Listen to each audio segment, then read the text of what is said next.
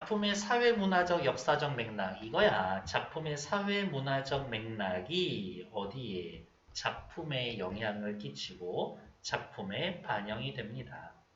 작가와 이야기를 하면 표현론, 독자와 이야기를 하면 효용론, 사회문화적 맥락과 이야기를 하면 반영론.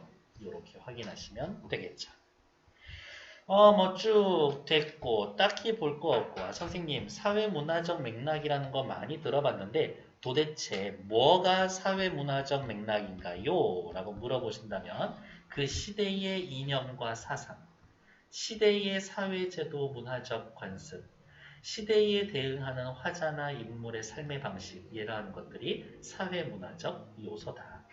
사회문화적 요소뿐만이 아니라 역사적인 맥락도 중요한데 그러면 역사적인 맥락에는 뭐가 들어가나요? 라고 물어보신다면 역사적인 사건, 특정한 역사적 시기의 물질적, 정신적 환경 그러니까 인물들에게 영향을 주는 그 시대의 모든 것이라고 해놓으시면 되겠고 옆에 것들 확인해서 읽어보시면 됩니다.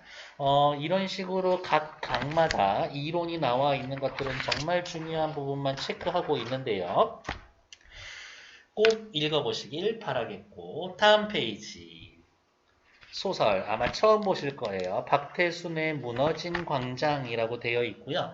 요거는 4.19 혁명의 과정에 대해서 확인하지 않으면 조금 힘들 거예요. 그래서 얘네들 역사적 사건에 대해서 이야기를 해줄게요. 일단 확인해야 될 거는 뭐냐라고 물어보신다면 잠시만요. 오키 어디 있을까? 네. 요 정도에 대해서는 이해하고 계셔야 되지 않을까? 이거예요. 일단 이승만 나올 거예요. 이승만은 48에서 60년도까지 대통령하고 있었고요. 그러다가 한 번 더 해먹으려고 하다가 3.15 부정선거를 저지릅니다. 이런 거야. 투표한 사람이 없어. 투표는 한 100명 했는데 투표함 까봤더니 120개가 나와. 저기에는 선거구가 없어. 투표 장소가 아닌데 거기에서 투표 박스가 올라와. 이런 거지. 3.15 부정선거가 일어나고요. 사람들이 가만히 있나? 아니죠. 특히 마산 사람들이 시위를 합니다. 근데 이 마산 시위를 하다가 김주열이라고 하는 학생이 사망을 해요. 사망을 하는데 어떻게 사망하냐면 최루탄이 눈에 박힌 채로 마산 앞바다에서 떠올라. 사람들이 분노하겠지. 그래서 김주열 씨 사망하고 4월 18일 날 고대에서 저기 어디야? 사람들이 고대에서 시위가 일어납니다. 고대에서 시위가 일어나죠. 그리고 이것이 확장이 돼서 4.19 전체적으로 혁명이 일어나고 그 다음에 4.19 때에 비상계엄령이 발동이 됩니다. 어떻게? 군인, 경찰이 민간인들 때리고 민간인들한테 총살. 가만히 있었던 시국을 살펴보고 있었던 4월 25일에 전국에 있었던 교수들이 시국 선언을 합니다. 더 이상 못 참겠다.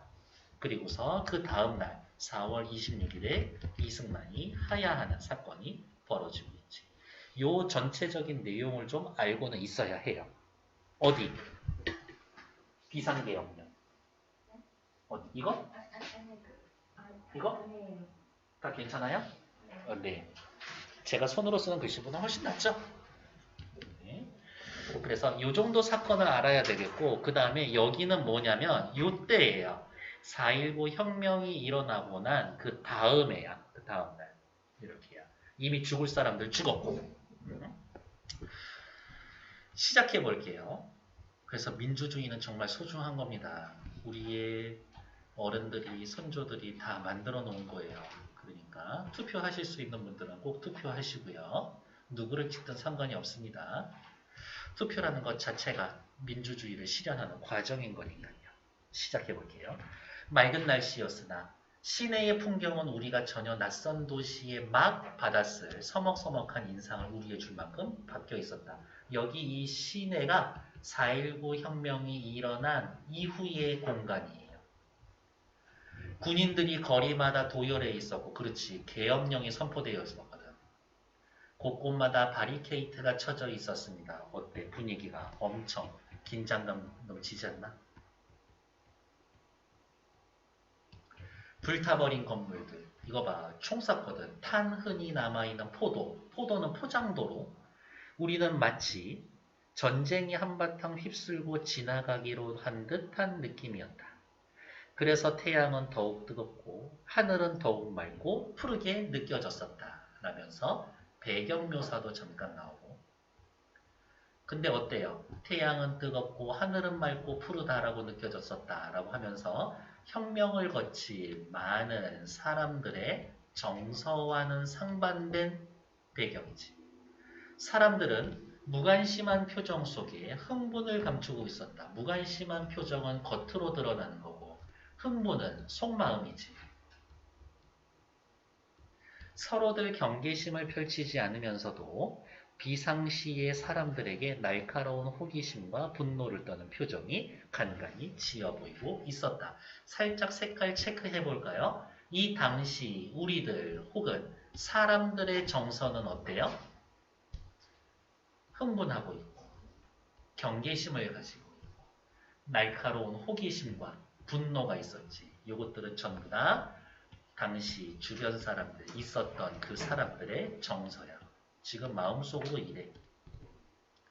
도저히 못 참겠다와 함께 가만히 있지 않겠다. 이런 마음이지. 거리에서는 계엄사령부 이야기를 하는 거예요. 계엄사령부에 포고문이 붙어 있었고 노 대통령 이승만 이야기하는 거예요. 가만도 게시되어 있었다. 총 들고 있는 군인들이 호각을 불며 시민들이 혹시 대열을 지어 데모라도 벌일까 경계하고 있었다. 민간인들은 군인들의 시선을 피해 우울하게 하늘을 올려다보곤 했었다. 그럼 우울하게도 체크해놔야 되겠네. 사람들의 정서니까. 태양은 직접 도시의 상공에 접근해왔고 바람은 더운 기운을 내뿜고 있었다. 이윽고 우리는 도심지대를 벗어났다. 왜 그러냐면 어제 4.19 혁명하면서 죽은 친구의 무덤을 찾아가고 있거든요. 우리는 중량교까지 시내버스 타고 가서 거기에서 서울을 벗어났다. 망우리 입구에서 시외버스에서 내려 허덕허덕 길을 걸어 올라갔었다. 이렇게 넘어가면서 공간의 이동이 나타나죠.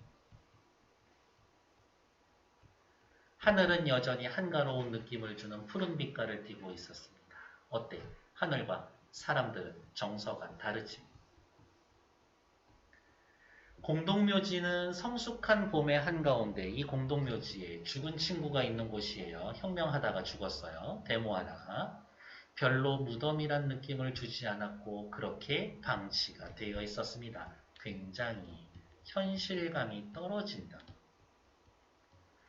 거기에는 죽은 사람들의 고단한 혼백이 닥지닥지 붙어 있었다. 아, 죽은 사람이 한둘이 아니구나. 많았겠구나. 죽음은 단지 광물성의 의미만 가지고 있는 것 같았다. 라면서 도대체 이 친구의 죽음에 대해서 정신적인, 심리적인 의미를 찾을 수가 없었다.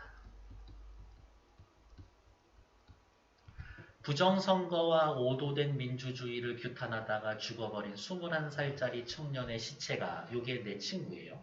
그 가운데 있으리라는 증거를 발견할 수는 없었다. 우리는 평길이, 친구 이름이 평길이었구나. 무덤을 찾아내려고 애를 썼다. 1시간 이상이나 헤매서야 간신히 찾아낼 수 있었다. 근데 그게 진짜 평길이 무덤일 거라는 것도 나는 장담을 못하겠어. 평길이의 무덤은 설사 그것이 평길이의 무덤이라는 것을 인식해도 평길이와 관련 없을 것처럼 보였다. 어떻게? 평길이의 죽음이 실감나지 않았다. 우리는 죽어버린 친구가 결국 그 시체를 남기지 않는다라는 느낌을 받았었다.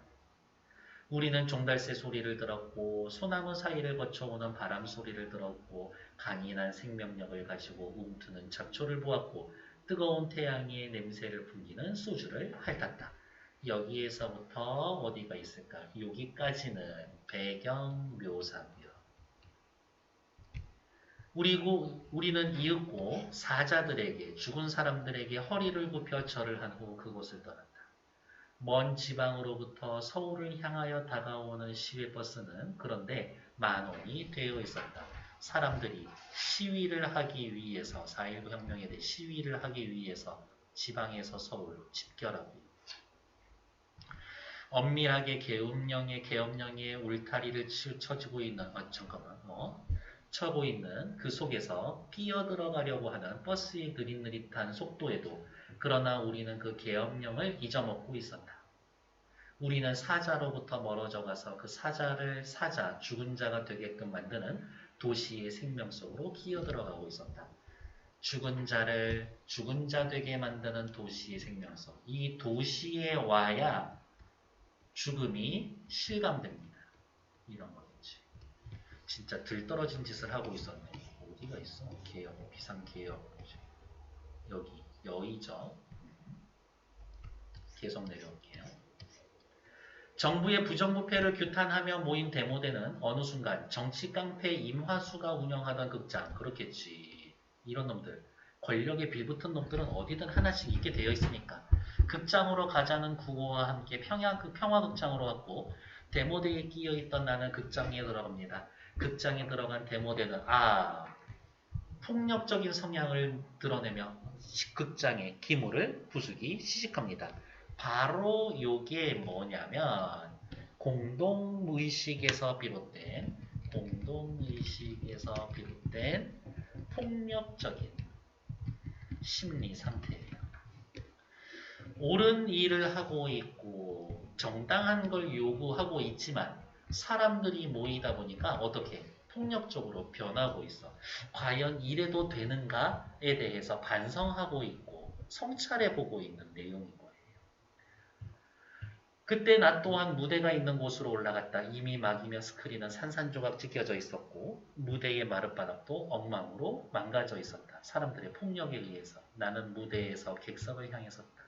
수많은 관객을 매혹시키던 아름다운 배우가 의기양양하게 가슴을 펴고 자신의 연기를 자랑하는 모습을 더 이상 상상할 수가 없었다. 라면서 이 부분은 내가 알고 있는 일상적인 혹은 일반적인 극장의 모습이 아니라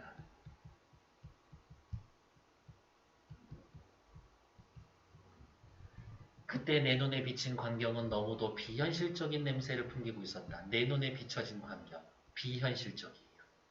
어둠과 밝음의 경계는 뚜렷이 이루어지고 있지 않았다. 라면서 옳은 뜻을 가지고 있었던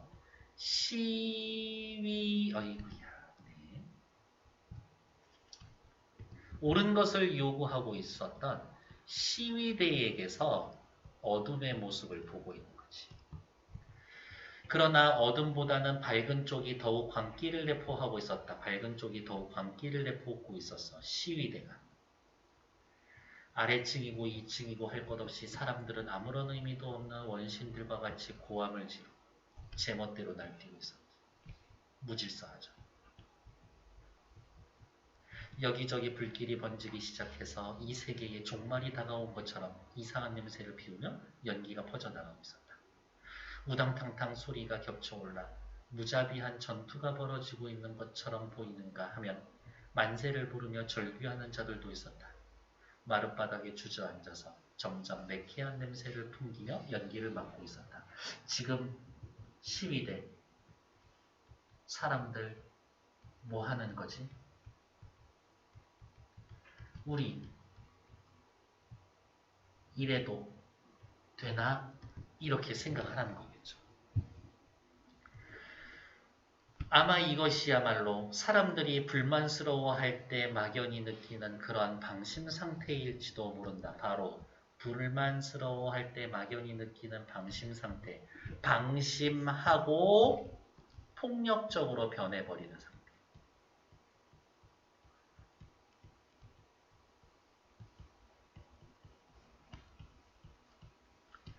원시적이고 본능적인 무질서로의 해방 상태. 이러한 본능이야말로 최루탄을 맞으면서도 애써 진행시켜갖고 대열을 만들어갔던 최루탄 맞으면서 애써 진행시키고 대열을 만들어갔던 아주 질서 있었던 그 데모의 한쪽 면이 아니겠는가.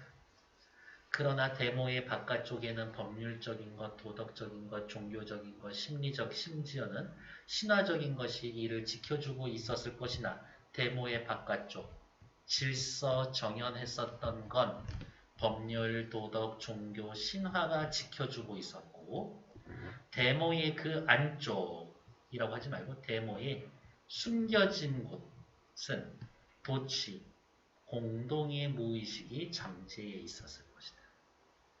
오류에 빠진 질서를 파괴하여 인간을 속박시키던 걸 풀어버리고 구차한 사회생활의 규범과 말 못할 슬픔과 부정부패에 대한 울분을 훌훌 떨치고 나서 당돌한 무질서 상태를 만드는 것이다. 옳다라고 여기던 가치를 버리고 일단 폭력적으로 사람이 변해버리는 거지. 그래서 우리 거기에 있었던 과거의 그 촛불 시위는 진짜 대단한 거예요. 사람들이 엄청 질서 잘 지키면서 폭력적이지 않게 했었고 폭력적이라고 하는 사람들한테 그러지 말라고 다른 사람이 막 자제시키고 그랬었으니까. 네. 내용은 어찌됐든 그 시위 자체는 굉장히 성숙한 시위라고 생각해요. 사람들이 조만간 극장을 몽땅 태우고 말 것이다. 여기저기 불길이 심상치 않은 세력으로 번져나가기 시작했고 사람들의 흥분은 더욱 가세되어 가고 있었다. 사람들이 진정할 생각이 없었어요. 라고 이야기를 하고 있죠. 뒤에 나와 있는 문제 확인해 주시죠. 3번 드릴게요. 1번요. 시내에서 인물들의 대립이 첨예하게 드러나고 그렇죠. 시위대와 계엄군이 싸웠잖아요. 공동묘지에서의 갈등이 해소된다? 그렇지는 않은 것 같아. 니은, 기억은 현실에 대한 무관심과 무기력이 지배한다? 아니죠. 엄청 시위했으니까. 니은, 공동묘지에서 삶의 열정과 생동감? 아니요. 허무하죠. 기억, 사회적 시내는 사회적 현실이 주는 긴장감이 느껴지고 그렇죠. 공동묘지는 사회적 현실에서 비롯한 긴장감이 느껴지지 않죠. 죽음도 실감나지 않으니까 3번 좋네. 4번 기억은 인물들이 현실의 문제, 부정선거를 자각하고 니은 인물들이 현실의 문제를 해결하기 위해 해결하려고 친구 무덤 찾아갔나? 평길이 아니죠. 기억은 파괴된 풍경을 통해서 포탄, 탄흔이 남아있죠. 니은 아름다운 자연표 무슨 정서적 안정감 같은 소리 하고 있어. 허무함을 느끼니까 소주나 마시고 있겠지. 1에 3번. 2번은 답 써드렸고요. 기억에 가가 해당되는 거 공동무의식이 차지하는 말을 5글자로 찾으면 이거 뭐 쓰지 마시고 위로 올라오셔서 펜 들고 체크할 거예요. 자, 사람들이 여기에 나타나 있는 공동무의식 뭐예요? 폭력적인 거 찾으시면 되죠. 방심상태. 원시적이고 본능적인 무질서애로의 해방상태. 당돌한 무질서 상태. 얘네들이 전부 다 가에 해당되는 거다. 라고 확인해 놓으시면 될 겁니다. 시험 범위면 전부 다 찾으세요로 나올 수 있겠지. 그래서 얘네들 체크해 놓으시면 되겠고. 뒤에 나와 있는 3번 문제 하고 우리 10분만 쉬었다 할게요. 12년에 걸친 이승만의 장기 집권은 권력의 부정부패와 그로 인한 많은 사회 모순을 낳게 되었다. 불의한 현실을 자각한 민중은 자유민주주의에 대한 열망을 지니고 있었는데 장기 집권 어디가 있을까? 장기 집권과 부정부패, 사회 모순 때문에 사람들이 자유민주주의에 대한 열망을 지니게 되었고 폭발하게 된 결정적 계기는 3.15 부정선거, 그래서 4.19 혁명이 일어났죠. 민중들은 마침내 부정한 권력에 맞서 저항했고 군경은 이를 무력으로 진압했다. 수많은 선량한 민중이 희생되는 비극이 벌어졌습니다. 1번 바리케이트, 계엄사령부의 포고문, 총 들고 있는 군인들, 데모하고 있는 시민들에게 있었던 억압적인 분위기, 그렇지. 날카로운 호기심과 분노, 우울하게 누가 가지고 있는 거? 당시 민중들의 감정상태, 괜찮죠. 탄흔이 남아있는 포도, 21살 청년이 죽었어. 4.19의 비극적인 단면, 괜찮아. 무자비한 전투가 벌어지고 최루탄 맞으면서도 군경의 무력 진압에 맞서 민중들이 저항하고 있는 거 아니요. 무자비한 전투, 최루탄 맞으면서는 민중들의 저항하는 모습이 아니라 어디의 모습? 극장 안에서의 사람들이 무질서하고 폭력적인 모습을 보여주는 거죠. 그러니까 4번 틀린 얘기지. 오류에 빠졌어. 부정부패. 12년간 장기 집권, 그로 인해 발생한 사회 모순을 지칭하는 겁니다. 괜찮죠? 여기에 저항하고 싶었던 거니까. 정답은 4번. 오케이. 우리 10분만 쉬었다 할게요.